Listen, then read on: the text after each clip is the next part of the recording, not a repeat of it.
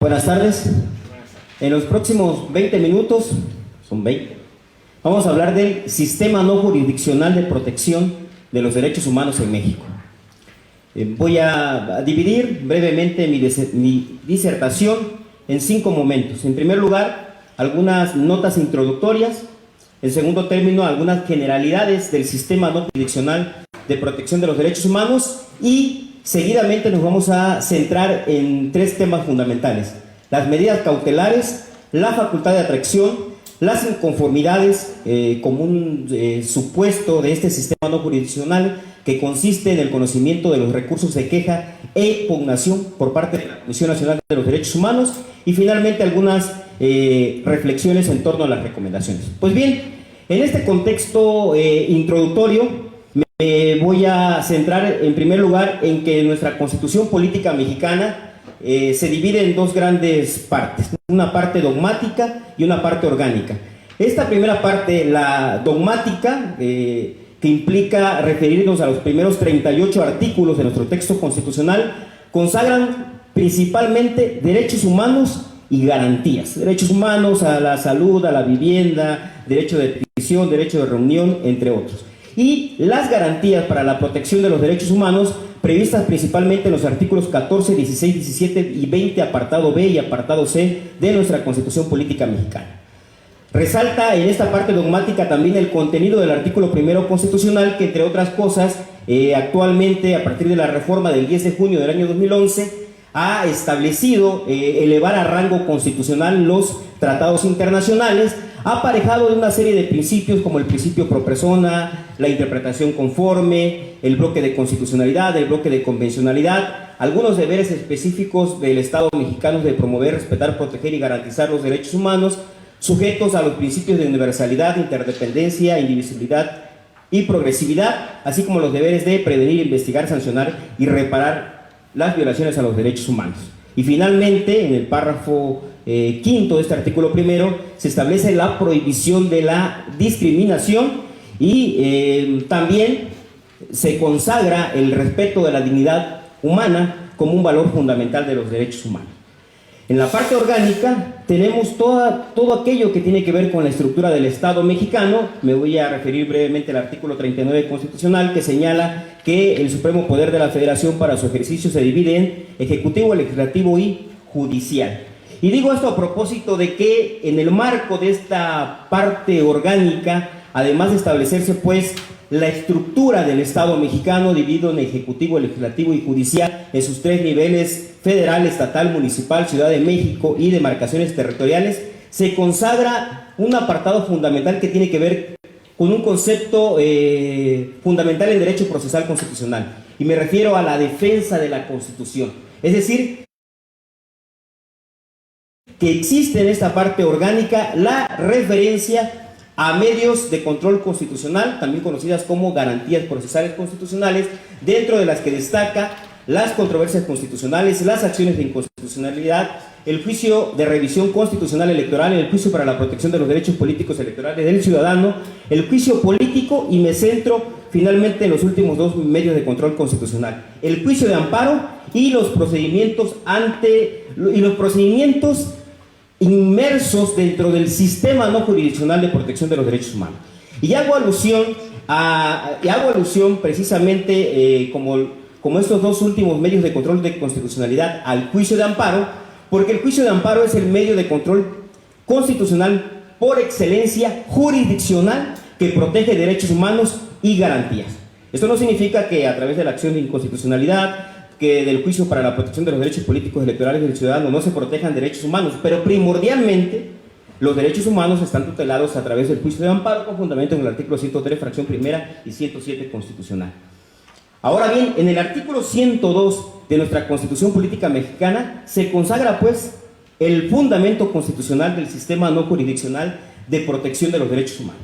De tal manera que podemos hablar entonces de un sistema jurisdiccional tutelado principalmente a través del juicio de amparo, y un sistema no jurisdiccional inmerso en el 102 apartado B, que implica, desde lo que establece el 102, en primer lugar, que el Congreso de la Unión, esta disposición, menciono también algo histórico que me parece relevante.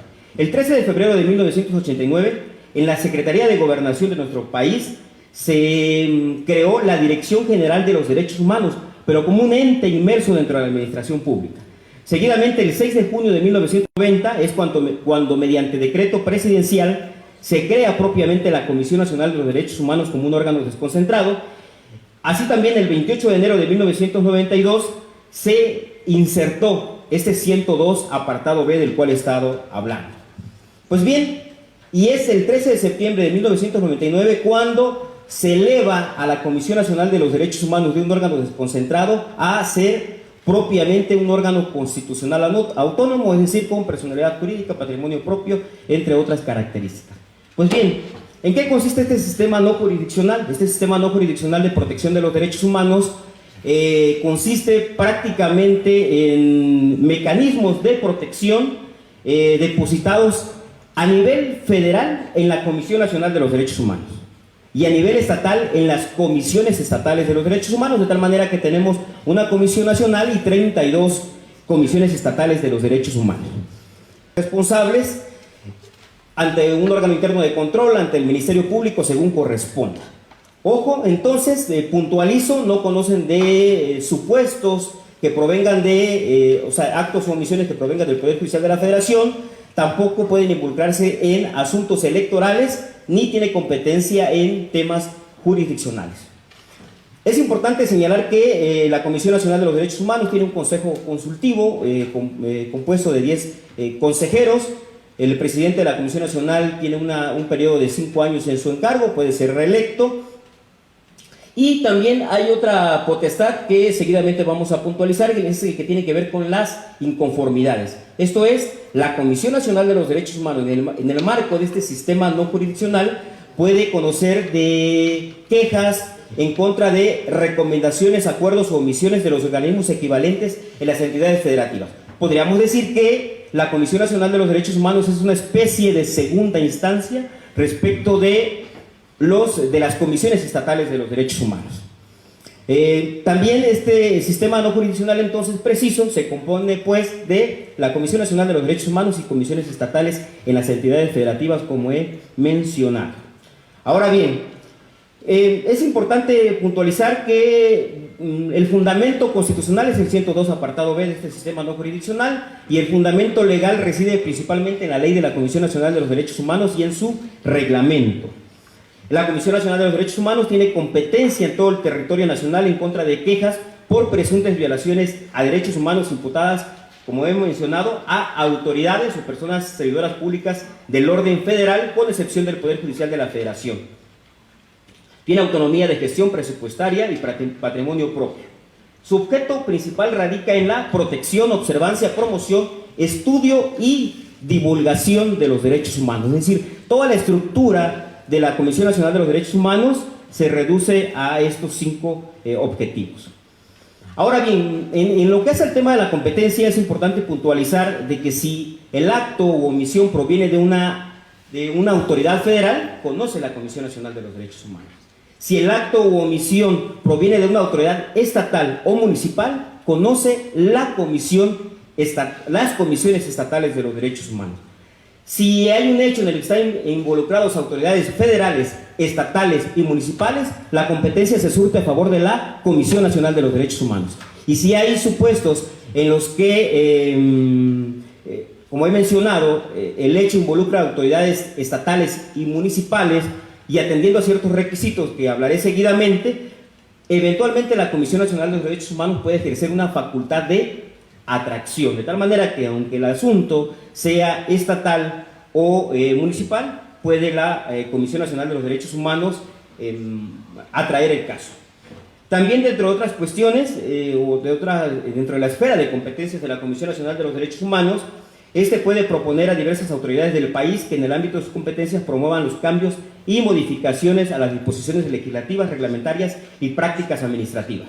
Es decir, si bien es cierto, la Comisión Nacional de Derechos Humanos está enfocada en actos u omisiones de la administración pública, federal, estatal o municipal, según corresponda. Eventualmente también a través de las recomendaciones, según sea el caso, una recomendación general o una recomendación particular, puede incidir en el Poder Legislativo, puede incidir en la facultad reglamentaria. ¿Por qué? Porque le puede recomendar a un Congreso de la Unión o a un Congreso local o a un Ejecutivo que haga modificaciones en su normatividad propiamente legislativa, así como reglamentaria o normativa en general. Brevemente menciono que la Comisión Nacional de los Derechos Humanos, el tiempo me está comiendo, son 20 minutos. Vean, la Comisión Nacional de los Derechos Humanos funciona a través de 6 visitadurías principalmente, me refiero a la sustancia. La primera visitaduría general se encarga de temas relacionados con la discapacidad, personas desaparecidas, atención a víctimas del delito, niñez y la familia, sexualidad, salud reproductiva y VIH. La segunda visitaduría general propiamente atiende violaciones a derechos humanos que devienen de las secretarías de Estado, es decir, de la Administración Pública Federal, incluyendo la centralizada, desconcentrada y la que exista, Administración Pública. La tercera visitaduría general se encarga de atender el sistema penitenciario federal, un sistema el sistema de internamiento de niñas, niños y adolescentes, así como un diagnóstico nacional de supervisión penitenciaria. La cuarta visitaduría se enfoca en el monitoreo y la atención de un programa que se llama PAMI, de hecho, que es la igualdad entre hombres y mujeres. Atiende también temas de seguridad social de la vivienda, temas indígenas e indígenas privados de la libertad. La quinta visitaduría general se ocupa de temas relacionados con migrantes, periodistas, personas defensores de derechos humanos, trata de personas, entre otros. Y la sexta visitaduría se ocupa de los DESCAS, derechos económicos, sociales, culturales y ambientales. El procedimiento ante la Comisión Nacional de los Derechos Humanos evidentemente que tiene y debe de ser breve, sencillo y sin formalidades esenciales. Procede a petición de parte o también de manera oficiosa. Se tiene un plazo de 1 año para poder interponer una queja, salvo que se trate de violaciones graves a derechos humanos o violaciones de lesa humanidad, en los que puede variar este plazo. ¿Cuál es la forma en que se radica una petición? Cuando alguien interpone una posible denuncia de violaciones de derechos humanos, si es de competencia de la Comisión Nacional de los Derechos Humanos, se radica como queja. Si la Comisión Nacional de los Derechos Humanos no tiene la competencia, pero sabe quién es el ente que debe de atender ese caso, puede remitir el caso, se le llama remisión, al ente que es competente, o en su defecto radicarlo como una orientación directa. Es decir, quejoso, yo no puedo atender tu caso, no soy competente, pero te oriento a que vayas a una Defensoría Pública Federal, por ejemplo, o que vayas a la Secretaría del Trabajo a plantear tus temas. Y como el tiempo me está comiendo, tengo 5 minutos para los últimos 3 temas. Vean, una de las facultades que es importante y toral en el sistema no jurisdiccional de protección de los derechos humanos es el relacionado con las medidas cautelares. Las medidas cautelares pues, son todas aquellas acciones o abstenciones de carácter preventivo que la Comisión Nacional de los Derechos Humanos o las comisiones estatales solicitan a las autoridades competentes sin sujeción a mayores formalidades. ¿Para qué? Para garantizar la protección oportuna de derechos humanos, para restituir derechos humanos. Deben ser atendidas, por supuesto, por la autoridad de manera inmediata, de manera eficaz y sin dilación alguna. Pueden solicitarse en cualquier momento e insisto, la función primordial de estas medidas cautelares es evitar la consumación irreparable de violaciones a los derechos humanos. Pues puede suceder que alguien tenga un tema de salud, no lo quieran operar, no lo quieran atender, no le quieran brindar un medicamento, a lo mejor alguien tiene amenazas de tortura en un centro penitenciario, puede entonces solicitar medidas cautelares. Procede ante noticias de violaciones a derechos humanos, ojo, que se consideren graves, sin necesidad de que estén comprobados los hechos o las omisiones atribuidas a las autoridades presuntamente responsables, constituyendo razón suficiente que, de ser cierto el hecho, resulte difícil o imposible la reparación del daño causado o a la restitución o goce de estos derechos humanos. Se pueden notificar estas medidas cautelares prácticamente por cualquier medio, regularmente vía telefónica, WhatsApp, correo electrónico, entre otros. Esto es lo que atañe a las medidas cautelares, que es una herramienta fundamental, urgente, primigenia, rápida para quienes eventualmente pudieran sufrir violaciones a derechos humanos.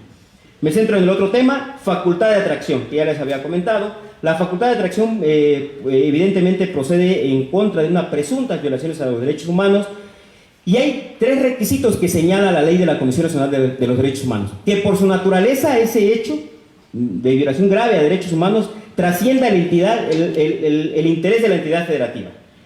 Es decir, hay facultad de atracción en los casos de las entidades federativas y de los municipios. De entrada, a esos casos se surte la competencia a favor del organismo local, pero puede haber facultad de atracción. Entonces, con esos tres requisitos: que por la naturaleza del caso trascienda el interés de la entidad federativa, que incida ese caso en la opinión pública nacional y que sea de naturaleza grave. También puede ser, la facultad de atracción puede ser solicitada por el organismo local, o puede darse el caso también que el organismo local esté impedido para conocer del asunto y entonces solicite esa facultad de atracción. Se notifica esta facultad de atracción. Esta facultad de atracción solo la puede firmar el presidente o la presidenta de la Comisión Nacional de los Derechos Humanos, únicamente. Es mediante un acuerdo especial, por así decirlo. Se notifica al organismo local del cual se le está atrayendo el caso, así como a la autoridad presuntamente responsable. Y ahí viene otro tema, tengo 3 minutos para... que tiene que ver con la facultad que tiene la Comisión Nacional de los Derechos Humanos para conocer de inconformidades. Estas inconformidades se traducen en 2 recursos: el recurso de queja y el recurso de impugnación. El recurso de queja prácticamente es promovido por la persona quejosa o denunciante que sufra un perjuicio grave por omisiones, inacciones o inactividad de los organismos locales, siempre que no exista recomendación emitida y hayan transcurrido 6 meses desde que se presentó la queja. Si la Comisión Estatal de Derechos Humanos acredita estar dando seguimiento, atención adecuada a la queja, el recurso entonces será desestimado. Vean, hay una característica. Este recurso, el recurso de queja, propiamente procede siempre y cuando la Comisión Estatal de Derechos Humanos no haya emitido recomendación, por decirlo así como una característica primordial. ¿Cuáles son los efectos de este recurso de queja? Puede implicar que la Comisión Nacional de los Derechos Humanos emita una recomendación a la Comisión Estatal de los Derechos Humanos para que modifique, revoque, subsane la omisión o la inactividad. Puede ser también una resolución de no responsabilidad cuando los agravios o hechos valer sean falsos o infundados. Puede también existir un acuerdo de atracción y también puede haber un desechamiento. Finalmente, el recurso de impugnación procede en contra, ojo, de resoluciones definitivas dictadas por la Comisión Estatal de Derechos Humanos. Es decir, si ya hay una resolución, ya hay una recomendación del organismo estatal y el quejoso advierte que no se atendió debidamente la violación a sus derechos humanos, que no está debidamente garantizado su derecho humano, si se da el supuesto de que la autoridad responsable local no dio cumplimiento estricto a lo que recomendó la Comisión Estatal de los Derechos Humanos, o si hay una deficiente o insatisfactorio cumplimiento por parte de la autoridad local, procede entonces el recurso de impugnación. ¿Cuáles son los efectos? Que se confirme la resolución impugnada, que se modifique la recomendación vía recomendación de la Comisión Nacional de los Derechos Humanos, que puede ser emitida a la Comisión Estatal de los Derechos Humanos o a la autoridad responsable que se niega a cumplir con lo que le recomendó el organismo local. Para terminar, porque el doctor es muy estricto con sus tiempos, bueno, algunas reflexiones finales. Hay 2 tipos de recomendaciones. Como ya sabemos, las recomendaciones no son vinculatorias. El primer punto que es importante resaltar. Hay 2 tipos de recomendaciones. Una general, que prácticamente implica que no es necesario que haya un caso. De hecho, la Comisión Nacional de Derechos Humanos tiene, digamos, una tarea que se crean a través de diversos programas para que se emitan recomendaciones generales que no provienen prácticamente de un caso específico, o también pueden ser recomendaciones específicas. ¿Qué implica esta recomendación? Pues obviamente determinar que hubo una violación a los derechos humanos, determinar una reparación integral del daño, puede ordenar modificaciones legislativas o reglamentarias, puede determinar que se presente una denuncia ante el órgano interno de control o ante la Fiscalía cuando la autoridad responsable pues evidentemente haya cometido un delito. Y ya para terminar, dejo sobre la mesa, en el marco de este sistema no jurisdiccional de protección de los derechos humanos, algunas figuras jurídicas en las que, digamos, se ha estado trabajando últimamente. En lo particular, alguna vez publicó un ensayo que tiene que ver con el obus persum municipal, es decir, la necesidad de aterrizar en el ámbito municipal un organismo de protección de los derechos humanos con competencia exclusiva en ese nivel de gobierno. También comento que, por ejemplo, en Oaxaca existe un juicio para la protección de los derechos humanos que implica que una sala constitucional del Poder Judicial del Estado de Oaxaca, ante el incumplimiento de una recomendación, puede judicializarse ese cumplimiento coactivo de la misma. Y muchísimas gracias por su tiempo.